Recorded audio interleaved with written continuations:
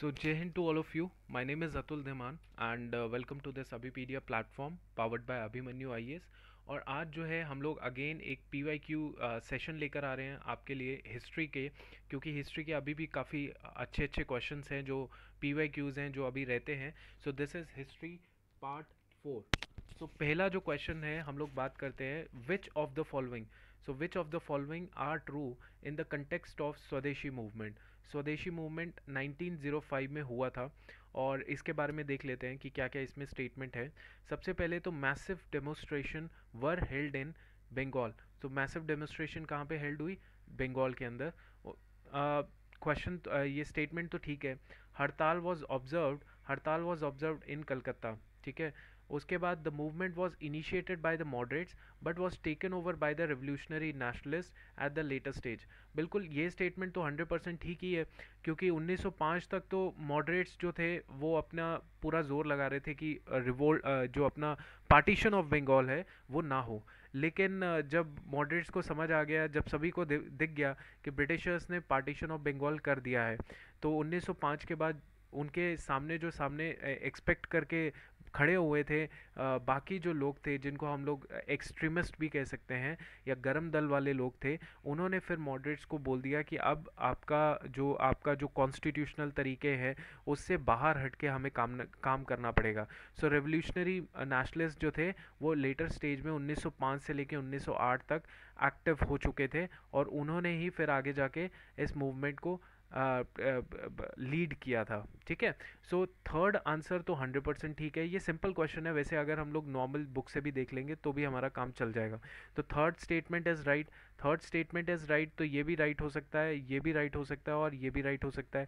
पहली दो स्टेटमेंट भी राइट ही हैं, तो 1 2 3 आंसर जो है हमारे यहाँ पे निकल जाएगा। ठीक है। सो मैसिव डेमोन्स्ट्रेशन था और हड़ताल हो रही थी, was observed in the Calcutta. Okay.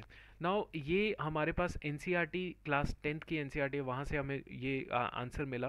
Basically जो पार्टीशन ऑफ बंगाल था उसकी वजह से सारे के सारे लोग जो थे वो एक तरीके से गुस्से में आ चुके थे, चाहे वो मॉडरेट हो रेडिकल्स हो, और उन सभी ने यही कहा था कि अपोज करेंगे हम लोग। अपोज कैसे करेंगे? लार्ज पब्लिक मीटिंग्स करेंगे, डेमोस्ट्रेशंस करेंगे, हड़ताल्स करेंगे, और ये जो स्ट्रगल होगा ये हम लोग स्टेप बाय स्टेप करेंगे, जिसको जो कवर होगा अंडर द स्वदेशी मूवमेंट के तहत। समझ आ गया? अब ये जो मूवमेंट था ये मेजरली तो सबसे ज़्यादा स्ट्रॉन्ग था बंगाल के अंदर, सबसे ज़्यादा बंगाल में था, लेकिन इसके थोड़े थोड़े वर्जन जो है या गुस्सा जो है ये पूरे इंडिया में भी था। और इंडिया में कुछ एक एरियाज थे, जैसे कि आंध्रा का डेल्टिक रीजन जो है वहाँ पे हमें इसी फॉर्म का मूवमेंट मिलता है, वंदे मातरम मूवमेंट। तो वंदे मातरम मूवमेंट जो था वो हमें स्वदेशी मूवमेंट का ही हम बोल सकते हैं हिस्सा था, और जो हमें डेल्टिक आंध्रा में मिलता है, जहाँ पे कुछ ना कुछ इसी तरीके का मूवमेंट किया गया था। अब जो स्वदेशी मूवमेंट है उसको बेसिकली उसका आइडिया क्या था? ये जो स्वदेशी मूवमेंट था इसका आइडिया क्या था? आइडिया ये था कि भैया सेल्फ हेल्प, मतलब सेल्फ रिलायंस करना है, खुद की मदद करनी है, स्वदेशी को अपने को प्रमोट करना है, जो कि हुआ भी था। नेशनल एजुकेशन को प्रमोट करना है, उस टाइम पे स्कूल कॉलेज शुरू किए गए थे, और इंडियन जो लैंग्वेज है उसको भी प्रमोट करना है। सिंपल आ गया। अब to fight the swaraj, swaraj के लिए रेडिकल्स ने ये डिसाइड किया कि हम लोग कहाँ पे जाएंगे, बॉयकॉट करेंगे, मास मोबिलाइजेशन करेंगे। और सम इंडिविजुअल्स तो ये भी सजेस्ट कर रहे थे कि let's do the revolutionary violence also, let's do the revolutionary violence also, violence also. ठीक है। ओके। तो ये हमें आंसर इसका एनसीईआरटी से मिल गया 10th क्लास की।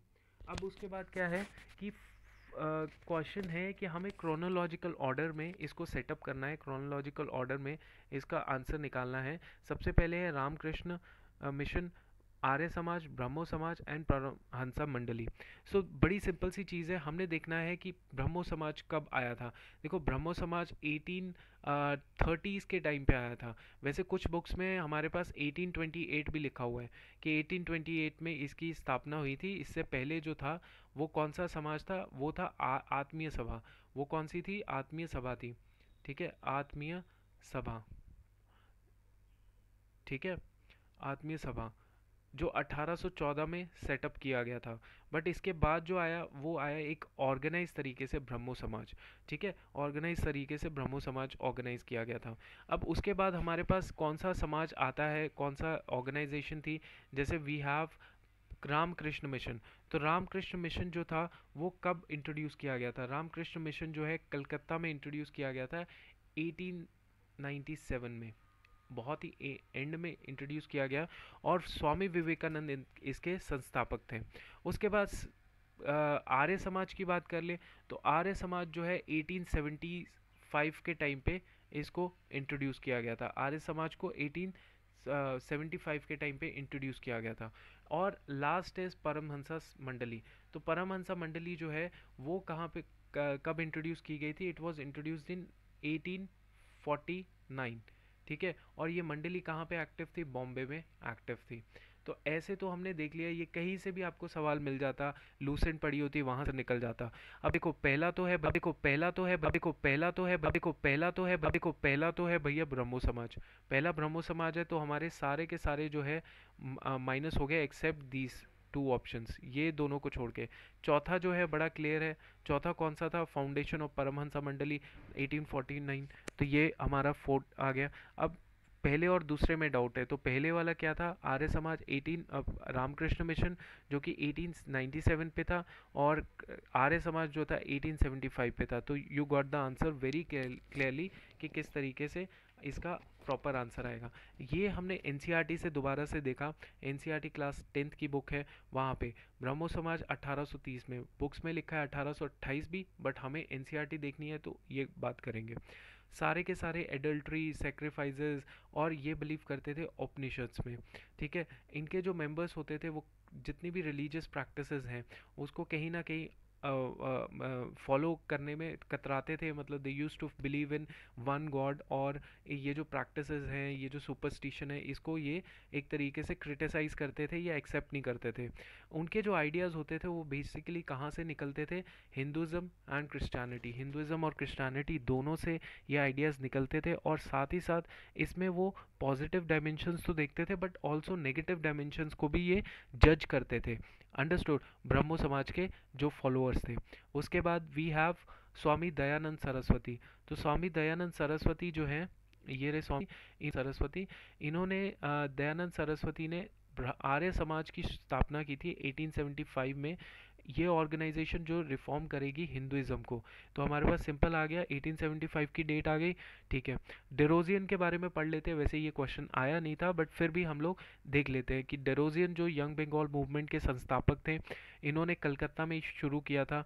और रेडिकल आइडियाज़ थे, मतलब काफ़ी ऐसे आइडियाज़ थे जो कि बुकिश, जिसको कहते हैं ना बुकिश आइडियाज़, की सब कुछ त्याग दो, सब कुछ मतलब एक तरीके से सारी चीज़ें एकदम से होनी चाहिए, टाइम नहीं लेना चाहिए, एकदम से सारी चीज़ें करो, जितने भी रिफॉर्म करने एकदम से करो। क्योंकि रिफॉर्म आप जब कर रहे हो तो ऑब्वियसली चीज़ है, आप सोसाइटी को चेंज करने की बात कर रहे हो, तो सोसाइटी एकदम से तो चेंज नहीं होगी। इसीलिए इनके काफ़ी आइडियाज़ बुकिश थे और ये तभी ज़्यादा चल नहीं पाया मूवमेंट, ठीक है। अब उसके बाद है प्रार्थना समाज। प्रार्थना समाज अगेन एक इम्पॉर्टेंट मूवमेंट था। 1867 में इस्टेब्लिश हुआ, बॉम्बे में इसकी स्थापना हुई थी। और प्रार्थना समाज में यही था जो ब्रह्मो समाज के आइडियाज़ थे। इनफैक्ट ब्रह्मो समाज एक ब्रेन चाइल्ड है, और आगे जाके जितने भी ये ऑर्गेनाइजेशंस बनी, ये ब्रह्मो समाज से ही कहीं ना कहीं इफेक्टेड थी, ठीक है। उसके बाद वेदा समाज। वेदा समाज जो है वो मद्रास में, चेन्नई में इस्टेब्लिश हुआ था, 1864 के टाइम पे हुआ था। वेदा समाज काफ़ी ज़्यादा इंस्पायर था ब्रह्मो समाज से, ठीक है। और इन्होंने जो बिलीव किया वो बिलीव किया एक वन गॉड, ठीक है। They believed in one God, superstition को एक्सेप्ट नहीं किया, कंडेम किया। रिचुअल ऑर्थोडॉक्स हिंदुइज्म के बारे में इन्होंने बात की, ठीक है। अब उसके बाद है हमारे पास रामकृष्ण मिशन। रामकृष्ण मिशन, इसके बारे में हम मेजरली इतना पढ़ सकते हैं कि रामकृष्ण मिशन में रामकृष्ण परमहंसा जो इनके गुरु थे, किसके? स्वामी विवेकानंद जी के गुरु थे। उनके उनकी तर्ज पे ही उन्होंने अपना एक मिशन शुरू किया अपने गुरु के नाम पे, जिसमें बोला गया कि आपको अगर मोक्ष चाहिए या सैल्वेशन चाहिए तो दो तरीके से मिल सकता है। एक हो सकता है आप सोशल सर्विस कीजिए, और दूसरा है सेल्फलेस एक्शन। कोई आप सोचिए मत अपने बारे में, सेल्फलेस लेस काम कीजिए, ठीक है। तो इनका ओरिजिनल नाम था नरेंद्र नाथ दत्ता, इनका ओरिजिनल नाम नरेंद्र नाथ दत्ता था। और इन्होंने सिंपली जो है मॉडर्न आउटलुक, जो मॉडर्न उस टाइम पे कंटेम्प्रेरी थॉट प्रोसेस चल रहा था, उसको जोड़ा अपने गुरु के टीचिंग के साथ, और यही मैसेज जो है पूरी जगह इन्होंने स्प्रेड किया। ठीक है, उनके जो basically parliament of world parliament of religion Chicago में 1893 में हो रहा था, तो तब इन्होंने बहुत ही ज़बरदस्त तरीके से एक स्पीच दी थी। उस स्पीच में इन्होंने किस तरीके से बताया था कि किस तरीके से इस वर्ल्ड ऑर्डर को रीस्टैब्लिश किया जा सकता है, किस तरीके से स्पिरिचुअलिटी को दोबारा से ऊपर से रिफ्रेश किया जा सकता है, रिस्टोर किया जा सकता है। वेदांता फिलॉसफी को उन्होंने स्प्रेड किया ग्लोबल लेवल पे। ठीक है, तो आप ये चीज़ आगे और भी पढ़ सकते हैं। हमने जो मेजर क्वेश्चन था वो सॉल्व हमारा इस तरीके से हो गया। अब उसके बाद नेक्स्ट हमारे पास आता है which one of the following. अब ये भी PYQ है, 2019 में पूछा गया। Which one of the following forest act, which one of the following forest act divided the forest of India into reserve, protected and village forest. समझ आ गया। अब ये सवाल पता है कहाँ से पूछा गया है? ये पूछा गया है आपका जो 9th क्लास की NCERT है, वहाँ पे देखिएगा, वहाँ पे ये फॉरेस्ट एक्ट के बारे में सारी चीज़ें बता रखी हैं। ठीक है, तो इसका आंसर जो है हम लोग अभी देखते हैं, पर उससे पहले इसके बारे में डिटेल पढ़ लेते हैं कि क्या क्या फॉरेस्ट से रिलेटेड चीज़ें ब्रिटिशर्स ने स्टेप बाय स्टेप की। अब ब्रिटिशर्स को क्या करना था? ब्रिटिशर्स को बिल्ड रेलवे एंड शिप्स को बिल्ड करना था। उसके लिए चाहिए थी इनको टिम्बर, लकड़ी चाहिए थी। तो वो उनको लगता था कि ये जो लोकल लोग हैं ये मतलब बगैर सोचे समझे ही ट्रीज़ काटना शुरू कर देते हैं, और कुछ उनके पास सिस्टम नहीं है। तो इसीलिए उन्होंने अपॉइंट किया एक जर्मन एक्सपर्ट था, डाइट्रिक ब्रांडेस। तो ब्रांडेस को उसने अपॉइंट कर लिया, जिसको आगे जाके उन्होंने first inspector general of forest बना दिया इंडिया में। याद रखिएगा, first inspector general of forest India में ब्रांडेस थे। ठीक है, अब ब्रांडेस ने ये रियलाइज़ किया कि एक सिस्टम तो इंट्रोड्यूस करना पड़ेगा, लोगों को दिखाना पड़ेगा, समझाना पड़ेगा साइंस ऑफ कंजर्वेशन। और ये तब तक होगा, तब तक नहीं होगा जब तक कोई लीगल सेंक्शन नहीं आया। तो लीगल आपको फ्रेमवर्क तैयार करना ही पड़ेगा, नहीं तो इसी तरीके से ट्रीज़ जो हैं कट होती रहेंगी। उसके बाद ब्रांडेस ने क्या किया? ब्रांडेस ने अपने लेवल पे इंट्रोड्यूस किया या सेटअप कर दिया Indian forest services. Indian forest services 1864 में, और आगे जाके 1865 में उन्होंने इंट्रोड्यूस की इंडियन फॉरेस्ट एक्ट, मतलब कानून लेकर आगे। और साथ ही साथ एक इंस्टीट्यूट उन्होंने इंट्रोड्यूस किया जिसका नाम था institute which is imperial forest institute, research institute, imperial forest research institute. Dehradun में इन्होंने शुरू किया 1906 में, देहरादून में 1906 में इंट्रोड्यूस कर दिया। अब ये जो ये जो सारा का सारा उन्होंने सिस्टम इंट्रोड्यूस किया, इसमें उन्होंने लोगों को बताया कि साइंटिफिक फॉरेस्ट्री क्या होती है। साइंटिफिक फॉरेस्ट्री में उन्होंने ये बताया कि जो नेचुरल फॉरेस्ट होते हैं उनको आप डिफरेंट डिफरेंट टाइप्स के फॉरेस्ट को आप कट डाउन करोगे तो वो ठीक नहीं है। वट इनकी जगह क्या होना चाहिए? इनकी जगह एक तरीके का ही ट्री को प्लांट करना चाहिए, एक प्रॉपर स्ट्रेट रो में, जिसको हम लोग कहते हैं this is called the plantation, this is called plantation. ठीक है, अब फॉरेस्ट एक्ट आया, फॉरेस्ट एक्ट आ गया 1865 में, फॉरेस्ट एक्ट आ गया पहली बार। फॉरेस्ट एक्ट इंट्रोड्यूस किया गया 1865 में, और इसको अमेंड किया गया 1878 में और 1927 में। अब यहाँ से आपका क्वेश्चन आता है 9th क्लास की NCERT से कि 1878 एक्ट जो था उसने डिवाइड कर दिया था फॉरेस्ट को 3 कैटेगरीज के अंदर। 3 कैटेगरीज कौन सी? Reserve forest, protected forest, village forest. Understood? The best forest were called the reserve forest. ठीक है, तो 1878 के एक्ट ने 3 डिवाइड कर दिया फॉरेस्ट को, reserve forest, protected and village forest में। सो जो बेस्ट, जो अंग्रेज़ों के काम का फॉरेस्ट होता था वो होता था reserve, completely reserve for the Britishers exploitation. Villagers could not take anything, even they can not use even for their own thing. तो इस तरीके से 1878 का जो एक्ट था which was forest act 1878 was the right answer of this question. Understood? तो ये हमारा आंसर आ गया। अब इसके बाद हम लोग बात करते हैं अगेन 2019 में क्वेश्चंस जो थे इसीलिए इजी थे क्योंकि बहुत ही स्टेटमेंट फैक्चुअल बेस्ड क्वेश्चंस थे, इजीली सॉल्व हो रहे। शुरू से बताना है क्रोनोलॉज बताना है क्रोनोलॉज बताना है क्रोनोलॉज बताना है क्रोनोलॉज क्रोनोलॉज को ऑर्डर को। तो देखिए, सबसे पहले East India Association, East India Association it came in 1866 में 1866 में। और ये हमारे नरोजी दादा भाई नरोजी थे, वो लेकर आए थे कहाँ पे, लंदन में। और इसका ऑब्जेक्टिव क्या था, लंदन में ये लेकर इसीलिए आए थे क्योंकि वो दिखाना चाहते थे कि लंदन के लोगों को कि किस तरीके से आप ही के जो लोग हैं, मतलब आप ही के गवर्नमेंट है किस तरीके से इंडियंस को एक्सप्लॉइट कर रही है।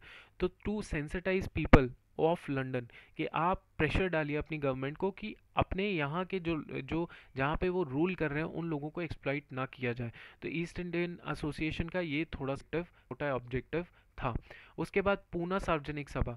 तो पूना सार्वजनिक सभा जो थी वो लगभग 4 साल बाद आई 1870 में। एंड इनके जो संस्थापक थे वो M.G. रनाडे थे, M.G. रनाडे। ठीक है, ओके। M.G. इनका इस सार्वजनिक सभा का भी काम ये सिंपल यही था कि एक तरीके से ब्रिज बनाना, मतलब ब्रिज बनाना। अ, ये है अंग्रेज और ये है आम जनता। तो आम जनता की जो जो दुख तकलीफें हैं वो यहाँ से होके यहाँ जाएंगी, ठीक है, ताकि एक प्रॉपर चैनल बन सके और लोगों की जो थॉट है, पॉलिटिकल थॉट्स है, वो ब्रिटिशर्स को पहुंच पाए। तो ये काम कौन करेगा, हम लोग करेंगे। अंडरस्टूड। उसके बाद आता है मद्रास महाजन सभा। मद्रास महाजन सभा जो है वो कहाँ पे स्टैब्लिश हुई, वो कब स्टैब्लिश हुई, 1884 के टाइम पे। ठीक है, और बॉम्बे प्रेसिडेंसी एसोसिएशन कहाँ पे कब स्टैब्लिश हुई, 1885 में। तो अब जब इतना सारा फैक्ट्स फिगर्स आपको कहीं से भी मिल जाएगा, एनसीईआरटी लूसेंट से, सो यू विल फाइंड कि आंसर इसका क्या होना चाहिए। देखिए, सबसे पहले जो अर्लीस्ट की बात करते हैं तो अर्लीस्ट में तो हमारे पास 1 है। ठीक है, तो 1 है तो ये 2 ऑप्शन आगे। अब दूसरा क्या है, दूसरा है 1 2 3 4, तो आंसर इज 1 2 3 4। बहुत सिंपल क्वेश्चन था, लेट्स डू दिस। हाँ, ये एनसीईआरटी से निकाला हुआ क्वेश्चन था तो मैंने यहीं से आपको एक्सप्लेन कर दिया है। चलिए, अच्छा एक चीज़ और भी याद रखिएगा कि जो 1857 का रिवोल्ट था उसमें अगर देखें तो एजुकेटेड लोग जो थे they did not participated. In fact उन्होंने वो न्यूट्रल उनका स्टैंड था 1857 के रिवोल्ट में। बट जैसे ही 57 का रिवोल्ट ख़त्म हुआ, देन दोज एजुकेटेड पीपल ने डिसाइड किया कि नहीं यार, ये जो हमारा थॉट है वो गलत है ब्रिटिशर्स के लिए। ब्रिटिशर्स यहाँ पे एक्सप्लॉइट करने आए हैं, यहाँ पे कोई ये लोग इनका इंटेंशन नहीं है कि ये कुछ डेवलपमेंट करेंगे, ग्रोथ करेंगे हमारे लोगों के लिए। तो what best we can do right now is to set up certain organization, एक पॉलिटिकल ऑर्गेनाइजेशन शुरू करते हैं ताकि हम लोग अपनी बातें अंग्रेज़ों को बता सके और कल को अंग्रेज़ फिर स्टेप भी उठा पाए। ठीक है, तो इसीलिए यही एजुकेटेड इंडियंस जो थे जैसे दादा भाई नौरोजी, ये एमएमएस मतलब मद्रास महाजन एसोसिएशन, रनाडे, ये सारे लोग जो थे इन्होंने अपनी अपनी ऑर्गेनाइजेशन बनाना शुरू कर दिया था। Who was Vasudev Balwant Phadke known in history. History में वासुदेव बलवंत फाड़के को कहा जाता है क्या, किस नाम क्यों जाना जाता है। देखिए, वो गांधी के क्रिटिक थे, बिल्कुल भी नहीं हो सकता क्योंकि गांधी जी का टाइम अलग था, गांधी जी बहुत लेट में आए, बलवंत फाड़के बहुत पहले आ चुके थे। ठीक है, उसके बाद क्या है, he led the violent struggle against the British rule 1857, बिल्कुल नहीं, ऐसा उनका कुछ भी नहीं था कि he led the 1857 revolt. He was not active that time. He was radical leader of Indian National Congress. Indian National Congress उन्होंने कभी ज्वाइन ही नहीं की क्योंकि तब तक बनी ही नहीं थी इंडियन नेशनल कांग्रेस। तो he led the armed uprising against the British in 1870s, that's correct, क्योंकि उन्होंने जो है रामोसी रामोसी जो रिबेल है वो इंट्रोड्यूस किया था। रामोसी रिबेल या रिवोल्ट उन्होंने शुरू किया था। कब किया था, 1875 के टाइम पे। ठीक है, और इनको जो है बेसिकली क्या कहा जाता है, इनको हम लोग कहते हैं फादर। इनको क्या कहते हैं, फादर ऑफ, वी से him father of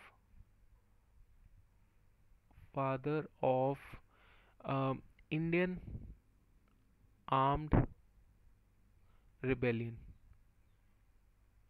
Indian arm rebellion, ठीक है। सो इनको father of Indian arm rebellion भी कहा जाता है, अंडरस्टूड। तो ये याद रखना है आपने। और यहीं से कहीं ना कहीं इंस्पिरेशन मिली बाकी के जो एक्सट्रीमिस्ट लोग थे, रेवोल्यूशनरीज थे, उनको यहीं से एक तरीके से एक लिंक मिला कि एक आर्म रिबेलियन से ही हम लोग क्या कर सकते हैं, अपना जो हक है वो ले सकते हैं। समझ आ गया।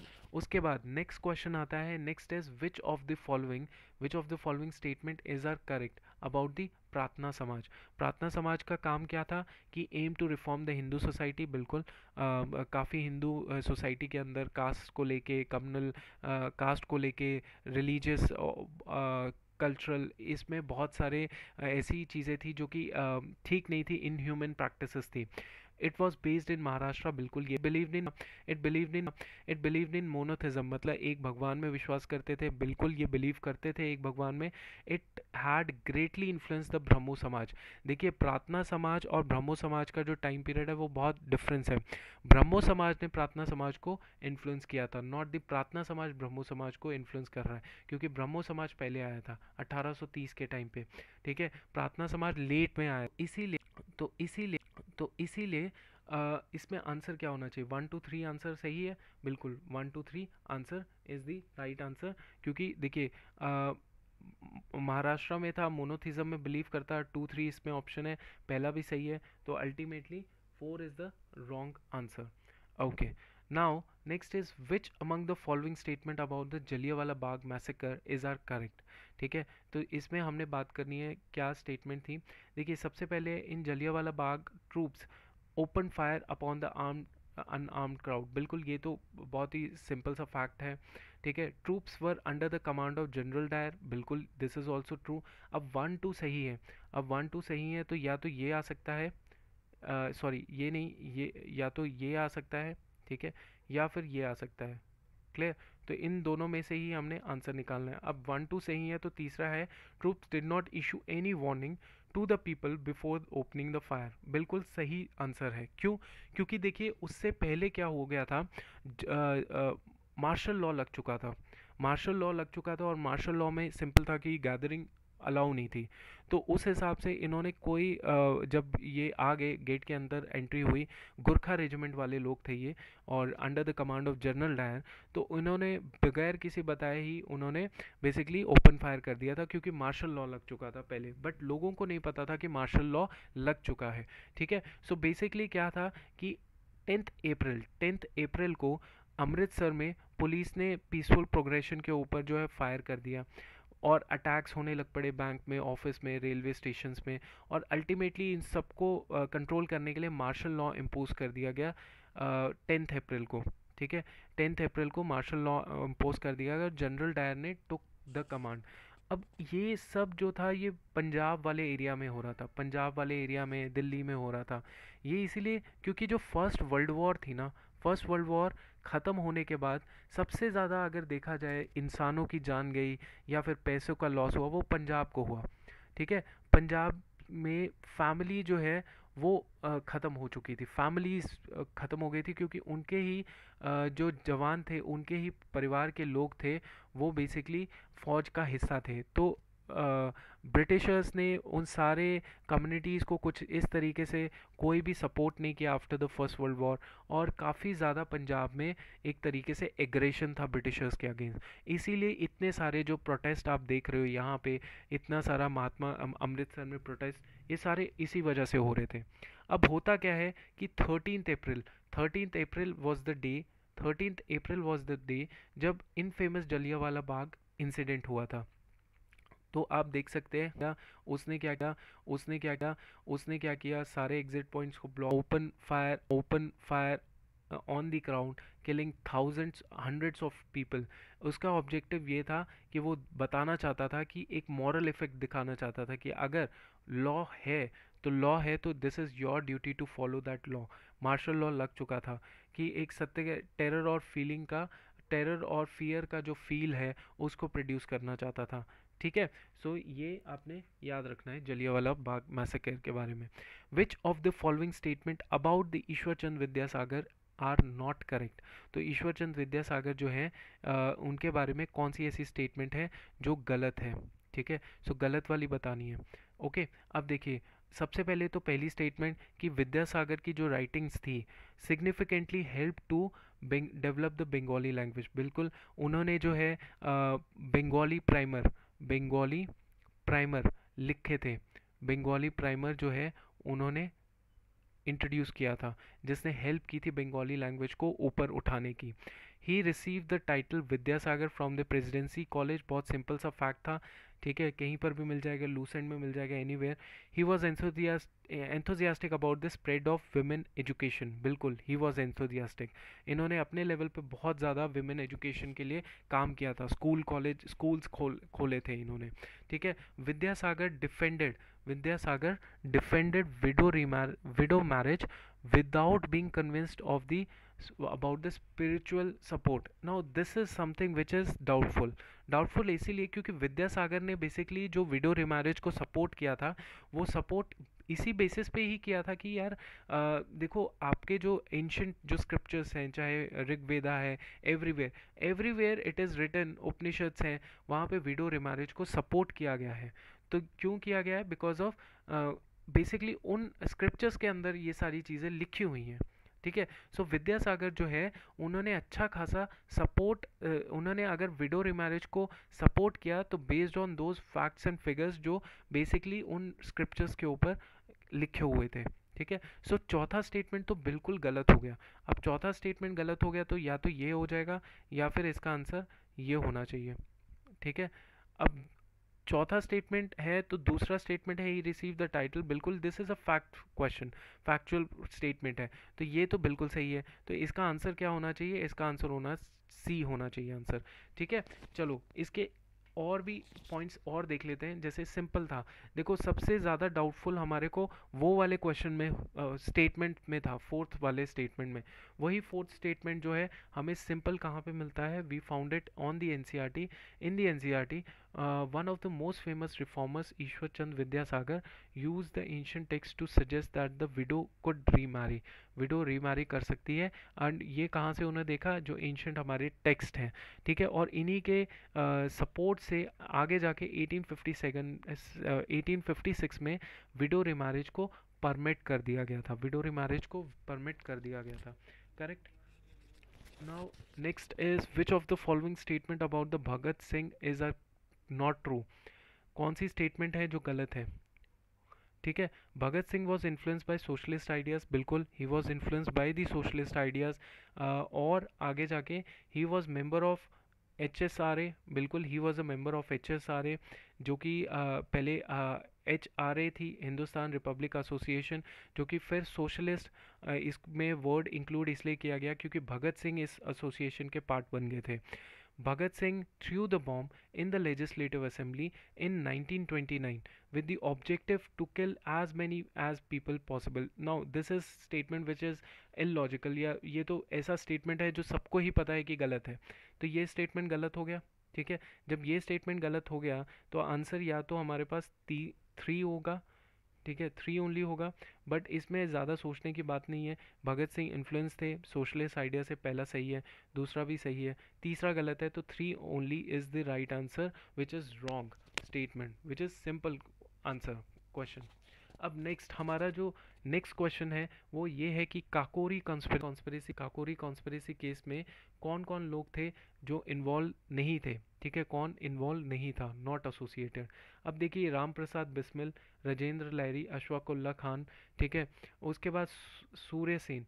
तो इसका आंसर क्या है? इसका आंसर सिंपल सूर्य सेन है, क्योंकि हमें पता है सूर्य सेन भी रेवोल्यूशनरी थे, सूर्य सेन ने भी आर्म्ड रिबेलियन किया हुआ था। लेकिन इनका जो टाइम पीरियड था that was in 1930s, 1930s में ये एक्टिव थे। और 19 जब सिविल डिसोबीडियंस मूवमेंट का टाइम दौर चल रहा था, तो इन्होंने बेसिकली कौन सा आर्म्ड स्ट्रगल किया था? चितागोंग।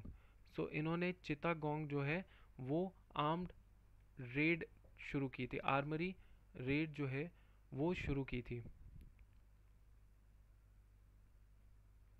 चितागोंग आर्मरी, चितागोंग आर्मरी रेड जो है इन्होंने शुरू की थी, क्लियर। तो यहाँ पे इन्होंने काफ़ी सक्सेस भी मिली इनको, और फिर अल्टीमेटली बट क्या हुआ, इनको फांसी की सज़ा सुना दी गई थी। और जो बाकी लोग हैं जैसे राम प्रसाद बिस्मिल हैं, राजेंद्र लहरी हैं, अशफाकुल्ला खान है, they were associated with the Kakori conspiracy case. Kakori conspiracy case वो टाइम पीरियड था जिसमें 1924 के टाइम पे ये कॉन्स्पिरेसी केस को अंजाम दिया गया था, और फिर जाके इसको बेसिकली फॉलो किया गया था। देखिए काकोरी कॉन्स्पिरेसी केस में था क्या, इसमें ये किया गया था कि जो एक सरकारी जो खजाना था, ओके, सो सरकारी खजाना जो था उसको जो है लूटा गया था इस ट्रेन के थ्रू। ये ट्रेन जो है वो बेसिकली एक सिंपल सा एक काकोरी, एक ऐसी जगह थी लखनऊ के पास में ही थी काकोरी जगह, जहाँ से ट्रेन निकल रही थी, उसमें सरकारी खजाना था, और उस सरकारी खजाने को लूटा गया बाय दीज पीपल। और ये थे आर्म्ड रिबेलियंस, मतलब इन्होंने आर्म्ड स्ट्रगल किया हुआ था, ठीक है। और ये याद रखिएगा इट वाज बेसिकली ये 1924 में तो एचआरए बनाई गई थी। HRA is Hindustan Republic association. But 1925 में इन्होंने ये प्लान आउट किया कि हम लोग क्या है काकोरी कॉन्स्पिरेसी केस करेंगे 1925 में। अंडरस्टूड। तो ये एक अनदर फैक्ट था जो आपने पढ़ा होगा, this is easily available in any book. Okay, now अब हम लोग बात करते हैं the all India mock test series. We have free mock test series जहाँ पे आप अपने आप को एसेस कर सकते हैं कि कहाँ पे आप स्टैंड करते हैं, बिकॉज नाउ फ्यू डेज़ मतलब लगभग 100 दिन से कम दिन रह चुके हैं, और आपको जो है अपने आप को time to time with full of your preparation you have to start prepare give mock test. So mock test हमारा फ्री मॉक टेस्ट है, आप यहाँ पे रजिस्टर कर सकते हैं and you can check your performance, ठीक है। और साथ ही साथ आप जैसे ही आप मान लीजिए कि आप चेक कर रहे हैं अपने आप को कि मैं कहाँ पे स्टैंड कर रहा हूँ, if you have any doubt any query कि हाँ किस तरीके से मुझे आगे देखना चाहिए अपने आप को, किस तरीके से तैयारी करनी है, so I have my WhatsApp directly, you can directly contact me, it is 998894320850। So ये जो है यहाँ पे आप सीधा व्हाट्सएप कीजिए and I will try to help you out. जितना आपकी सेल्फ स्टडी है, बैकग्राउंड रहा है, कितने अटेम्प्ट्स रहे हैं, based on that only will make sure कि हम लोग उस तरीके से ही स्ट्रैटेजाइज करें। नाउ पीडीएफ जो है, जितनी भी आपके पास यूट्यूब वीडियोस आती हैं, इसकी जो पीडीएफ है आपको हमारे वार्म अप कोर्स में मिल जाएगा which is free of cost. तो वार्म अप कोर्स में आप जा सकते हो और वहाँ से आप पीडीएफ ले सकते हो, ठीक है। और जितनी भी पुरानी पीडीएफ्स भी हैं, जैसे इकोनॉमिक्स लेक्चर्स हमारी चल रही है, सो मैंने देखिए मैंने उसमें कोई चीज़ ऐसी छोड़ी नहीं है कि उसमें हर चीज़ लिखी हुई है। So ultimately when you will follow that source, so that would be your ultimate source. उसमें आपने कोई एनसीईआरटी खोलने की ज़रूरत नहीं है, you just need to refer those points only, because वो क्रक्स है, वो सारी चीज़ें क्रक्स है, एक नोट्स फॉर्म में ही पीडीएफ है। और we have paper 1 test series also and paper 2 test series also, so if you willing to join it, just join it and see how where you stand and किस तरीके से आप और इसको अपनी तैयारी को बढ़ा सकते हैं, ठीक है। so this is all for today's lecture PYQ series part 4 and जय हिंद।